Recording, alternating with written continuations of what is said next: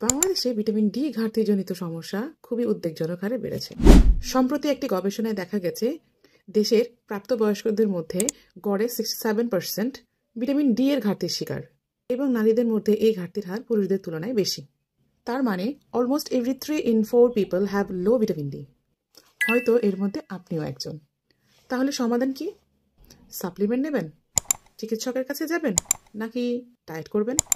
কিছুদিন আগে আমার কাছে একজন রোগী এসেছিলেন। তিনি ব্লাড টেস্ট করে দেখেছেন ওনার ভিটামিন ডি লেভেলটা কম আছে।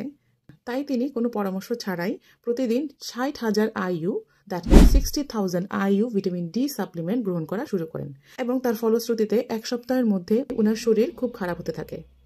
ভিটামিন ডি ওভারডোজ বা অতিরিক্ত ভিটামিন ডি গ্রহণ বা ভিটামিন ডি টক্সিসিটি শরীরের জন্য খুবই মারাত্মক। অতিরিক্ত সাপ্লিমেন্ট গ্রহণের ফলে রক্তে ক্যালসিয়ামের পরিমাণ বিপজ্জনক হারে বেড়ে যেতে পারে। আর লক্ষণ শুরু হয় ক্ষুধামন্দা, বমি বমি ভাব, মাথা ঝিমঝিম করা বা মাথা ব্যথা, শরীর দুর্বল লাগা, এইগুলো দিয়ে। যদি আরও খারাপ পর্যায়ে যায় তাহলে হতে পারে কিডনি ড্যামেজ বা হার্ট ফেইলিওরের মতো বড় ধরনের সমস্যা। তাই জেনে রাখুন ভিটামিন ডি সাপ্লিমেন্ট গ্রহণের সেফ ডোজ বা পরিমাণ। আর ভিটামিন ডির সেফ লিমিট হলো 600 থেকে 800 IU প্রতিদিন, যা সর্বোচ্চ 4000 IU পর্যন্ত নেওয়া যেতে পারে।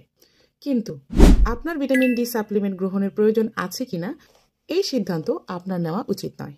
আপনার জন্য সাপ্লিমেন্ট গ্রহণের সিদ্ধান্ত নেবেন একজন বিশেষজ্ঞ ডক্টর ও ডায়েটিশিয়ান। তাই আপনার শরীরে ভিটামিন ডি লেভেল ঠিক আছে কিনা রক্ত পরীক্ষার মাধ্যমে নিশ্চিত হয়ে নিন এবং সাপ্লিমেন্টের যদি প্রয়োজন হয়ে থাকে অবশ্যই একজন ডক্টরের পরামর্শ নিন অথবা একজন বিশেষজ্ঞ ক্লিনিক্যাল ডায়েটিশিয়ানের পরামর্শ গ্রহণ করুন।